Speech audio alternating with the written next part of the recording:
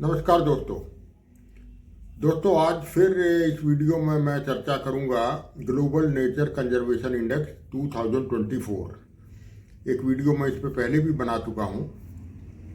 तो ये global nature conservation index जो कि एक इजराइल की यूनिवर्सिटी और एक वेबसाइट है कंजर्वेशन से related, biodb.com, BIO for Delhi, B for बेंगलोर.com। तो उससे जैसा कि मैंने पहले वीडियो में बताया था कि इस नेचर कंजर्वेशन इंडेक्स जो कि अक्टूबर 2024 में आया है, इसमें इंडिया की रैंकिंग बहुत पीछे है, 176 आउट ऑफ 180 कंट्रीज।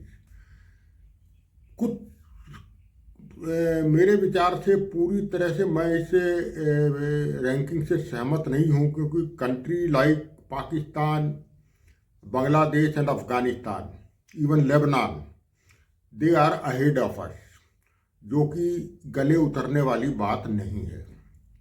तो इसमें गड़बड़ तो है इस रिपोर्ट में।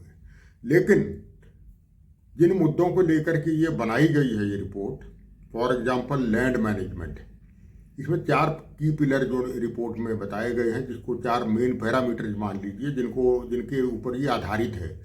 Land management, threats to biodiversity, capacity and governance and future trend. इसमें ये 2 मुद्दे इंपॉर्टेंट हैं। लैंड मैनेजमेंट जिस पे मैं पिछले वीडियो में बात कर चुका हूं कि हम इसमें कहाँ पिछड़ रहे हैं, और दूसरा आज डिस्कस करूंगा rising threat to our biodiversity. देखिए, बायोडाइवर्सिटी को लेकर के इस रिपोर्ट में ये बोला गया है कि आपका इन्वेजिव एलियन स्पीसीज, यानी कि जो हमारे फॉरेस्ट एरियाज हैं उसमें एलियन स्पीसीज, बाहर के एग्जॉटिक स्पीसीज बहुत आ रहे हैं, और ये बिल्कुल सही बात है। देखिए, 50% कम से कम अपना जो फॉरेस्ट एरिया है इंडिया का, that is very badly infected by lantana कमारा।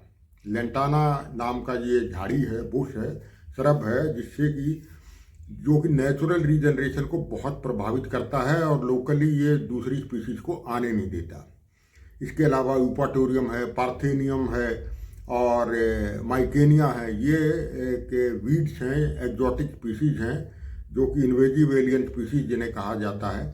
तो ये हमारे वनों के लिए चिंता का विषय है। लेकिन लंटाना कमारा का सबसे ज़्यादा खतरा लंटाना कमारा से। इसके बाद उसमें रिपोर्ट में बताया गया इलीगल हंटिंग, यानी कि poaching in our forest area या wildlife habitats, and illegal trade of wildlife parts, जिसमें कि चाहे टाइगर की स्किन हो, बोन्स हैं, नेल्स हैं, या राइनो का हॉर्न हो। इवन आजकल तो दुर्लभ किस्म के टॉर्टोइज भी बहुत पकड़े जा रहे हैं, रेप्टाइल्स भी पकड़े जा रहे हैं, जो कि पोचर्स ले करके बाहर जाते हैं। तो ये भी एक हमारे लिए चिंता का विषय है कि जिसमें सुधार की काफ़ी गुंजाइश है, जो कि इस रिपोर्ट में बताया गया है। इसके अलावा फॉरेस्ट बायोडाइवर्सिटी पिछले 3 दशक में, लगभग 3.5 दशक में कितना डिग्रेड हुई है हमारे देश में, ये भी हाईलाइट किया गया है। और फॉरेस्ट बायोडाइवर्सिटी को लेकर के मैं पहले अपने वीडियो में कह चुका हूँ, वही बात मैं फिर कह रहा हूँ कि फॉरेस्ट बायोडाइवर्सिटी के जो हमारे पुरानी रिपोर्ट्स हैं, गवर्नमेंट के रिकॉर्ड्स हैं, MOEF की रिपोर्ट्स हैं, उसी के हवाले से ये सिद्ध होता है कि जो 1987 में जो वनों की स्थिति थी और आज जो 2024 में है, उसमें रात और दिन का फर्क है। If wild biodiversity, forest biodiversity is concern. और ये मैं इस रिसर्च आर्टिकल में भी लिख चुका हूँ। इकोलॉजिकल क्वेश्चन नाम का ये एक जर्नल में प्रकाशित है, जो कि पोलैंड का एक इंटरनेशनल जर्नल है। टाइटल है इसका, investigation of the Indian forest sector performance during last 3.5 decade. तो इसमें स्पष्ट तौर पे कारण दिखाए गए हैं कि किन कारणों की वजह से हमारी बायोडाइवर्सिटी, जो फॉरेस्ट बायोडाइवर्सिटी है, during last 3.5 decade is going down. इसके अलावा एक वीडियो भी मैं इस पर डाल चुका हूँ,